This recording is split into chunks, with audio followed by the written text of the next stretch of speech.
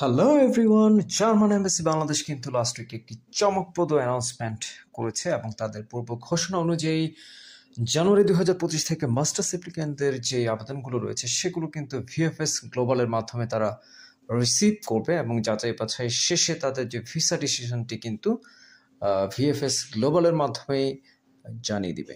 তো এই যে অ্যানাউন্সমেন্টটি সেটির খুঁটিনাটি এবং বিস্তারিত আমরা এই ভিডিওতে আলোচনা করব। কাইন্ডলি সাথে থাকবেন। 1 নম্বর পয়েন্টে যেটা বলছে যে এমবেসি থেকে প্রতি মাসের মাঝামাঝি সময়ে একটি ইউনিক অ্যাপয়েন্টমেন্ট লিঙ্ক যে অ্যাপ্লিক্যান্টসদের ইমেইলে প্রেরণ করা হবে এবং আপনাকে সেই অ্যাপয়েন্টমেন্ট বুকিং লিঙ্কে গিয়ে আপনাকে ভিএফএসে একটি অ্যাপয়েন্টমেন্ট বুক করতে হবে। তো সেখানে অ্যাপয়েন্টমেন্ট বুকিংয়ের যে ইনফরমেশনগুলো সেগুলো কিন্তু দেওয়া থাকবে। আপনি সেটা দেখে চেক করে আপনি অবশ্যই একটা অ্যাপয়েন্টমেন্ট বুক করবেন। অ্যাপয়েন্টমেন্টটি বুক হয়ে গেলে তার পরবর্তী প্রসেস এই অ্যাপয়েন্টমেন্টটি বুক করার জন্য কিন্তু আপনাকে 7 দিনের একটা টাইম লাইন অর্থাৎ সময় দিবে। এর মধ্যে কিন্তু আপনাকে অ্যাপয়েন্টমেন্টটা বুক করতে হবে তার পরবর্তী মাসের জন্য, অর্থাৎ যেই মাসে আপনাকে অ্যানাউন্সমেন্টটি দিবে তার পরবর্তী মাসের জন্য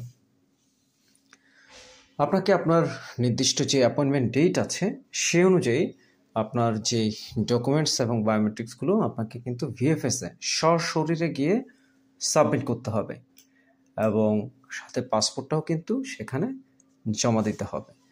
ভিএফএস যেটা করবে, আপনার কাছ থেকে যে ডাটাগুলো তারা কালেক্ট করেছে সেগুলো কিন্তু তারা পরবর্তীতে এমবেসিতে পৌঁছে দিবে।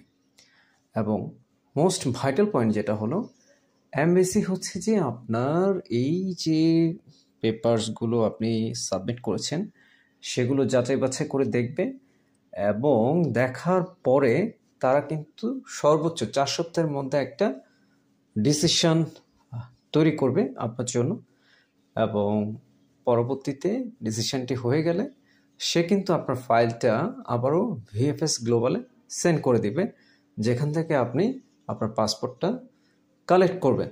তো যখনই আপনি পাসপোর্ট কালেক্ট করবেন তখনই কিন্তু আপনি জেনে যাচ্ছেন আপনার ভিসাটি হলো কি না। তো এখানে মূল পয়েন্ট যেটি, তার মানে এখন আর ইন্টারভিউটা থাকছে না, অর্থাৎ আপনি কাগজপত্রগুলো জমা দেওয়ার সময় অবশ্যই আপনাকে কেয়ারফুল হতে হবে এবং যেইভাবে আপনি ডকুমেন্টসগুলো সাবমিট করছেন সেগুলো যেন অ্যাজ পার গাইডলাইন্স অনুযায়ী হয় সেই বিষয়টা কিন্তু অবশ্যই খেয়াল রাখতে হবে। ধন্যবাদ সবাইকে।